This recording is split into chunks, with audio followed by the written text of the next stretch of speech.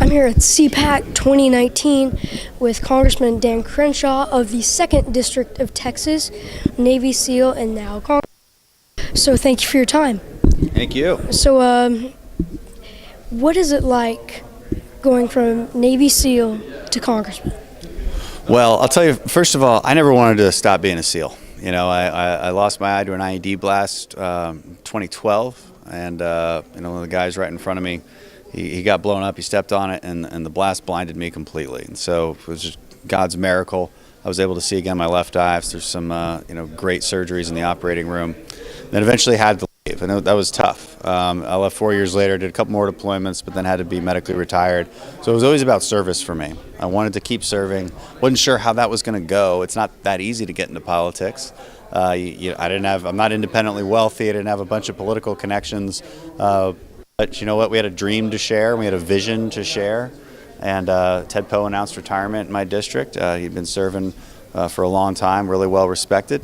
And we decided to jump into it, because sometimes you just got to jump into it. And as I think you know, I mean, look at you. You're 11. Yeah, and you're here, and you're doing awesome things. So I think you've obviously learned that lesson early on. Well, thank you. And, being a Navy SEAL, some people think that is so much, high dignity over many other, teams.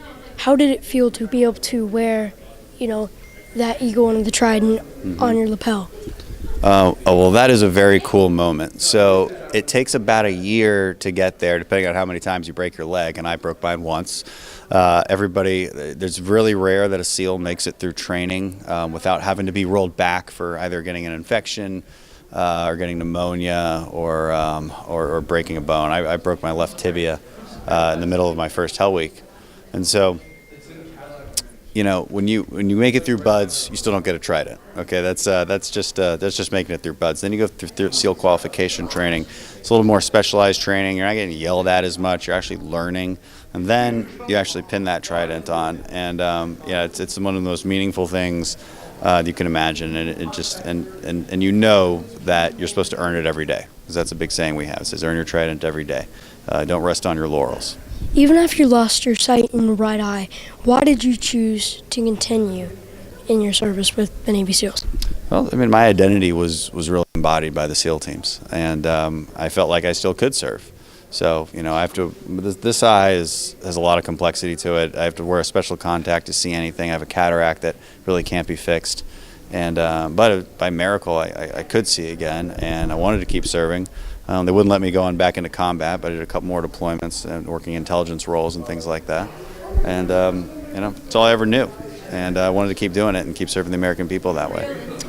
Was it, what was more difficult choice, to decide to join become a politician in Congress? Well, definitely running for politics is a harder choice. I'd always wanted to be a SEAL since I was your age. So that was a dream that started very early. There was never any other choice for me. That's how you make it through something like BUDS, is that there's no other options. The only way that you won't quit. It's the only way that the cold won't get to you, is that you put your head down, there's no other choice. So running into politics, warfare, it's a little bit more dishonest.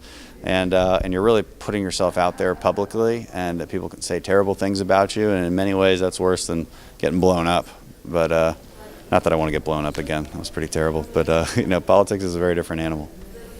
My last question is, what do you think kids my age can do to help unite our country so divided?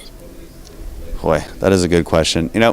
I would just say teach people gratitude for why we have so much prosperity in this country. Right, and we have gratitude because of those founding documents that were written about, 234 years ago. I think I got that math right.